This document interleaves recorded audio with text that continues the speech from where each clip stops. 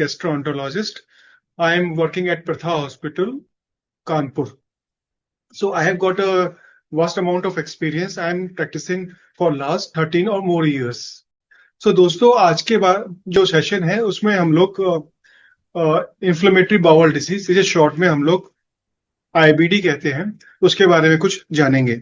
IBD का full form होता है इन्फ्लेमेटरी बाउल डिसीज। इसको इन्फ्लेमेटरी क्यों कहते हैं हम लोग? इन्फ्लेमेटरी का मतलब होता है कि आंतों में सूजन आ रही है। बाउल मीन्स आंत। उस सूजन का कारण इन्फेक्शन नहीं है, नहीं तो उसको हम लोग इन्फेक्टिव बाउल डिसीज बोलते हैं, इन्फेक्टिव कोलाइटिस बोलते हैं, इन्फेक्टिव एंटेराइटिस बोलते हैं, है ना।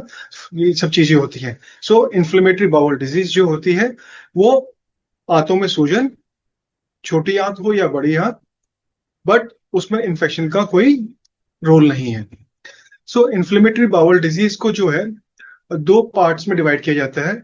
एक वो डिजीज जो कि सिर्फ आपकी लार्ज इंटेस्टाइन यानी बड़ी आंत को अफेक्ट करती है, और दूसरी जो कि आपकी right from your oral cavity से लेके एनस तक, यानी आंत के किसी भी हिस्से को, छोटी आंत, बड़ी आंत, फुट पाइप, आमाशय, किसी को भी अफेक्ट कर सकती है। तो जो सिर्फ बड़ी आंत को अफेक्ट करती है, लार्ज इंटेस्टाइन को अफेक्ट करती है, उसको बोलते हैं हम लोग अल्सरेटिव कोलाइटिस। और दूसरे वाले जो कि पूरी आंत या फिर कहीं पे भी उसका प्रभाव हो सकता है, उसको बोलते हैं हम लोग Crohn's disease. Crohn's was a scientist, उसके नाम पर ये डिसीज का नामकरण हुआ है। सो अल्सरेटिव कोलाइटिस जो होती है, और जैसे कि नाम बोल रहा है, उसमें कोलोन के अंदर अल्सर्स बनने लगते हैं। अल्सर्स पूरी कोलोन में हो सकते हैं या फिर वो कोलोन के एक भाग में हो सकते हैं।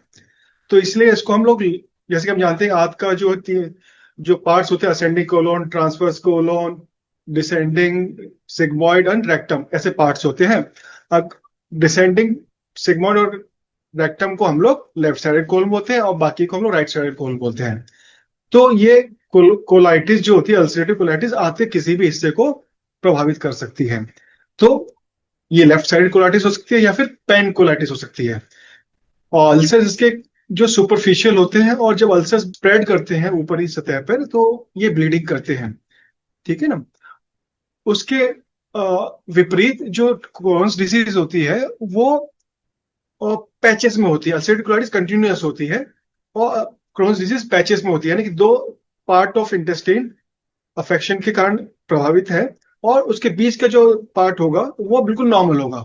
यानी कि एक पार्ट खराब है, दूसरा पार्ट ठीक है, फिर तीसरा पार्ट खराब है। इस तरह का, इसको बोलते हैं स्पेयरिंग डिजीज बोलते हैं हम लोग। लेकिन अल्सरेटिव कोलाइटिस में कंटिन्यूअस होता है ये पूरा।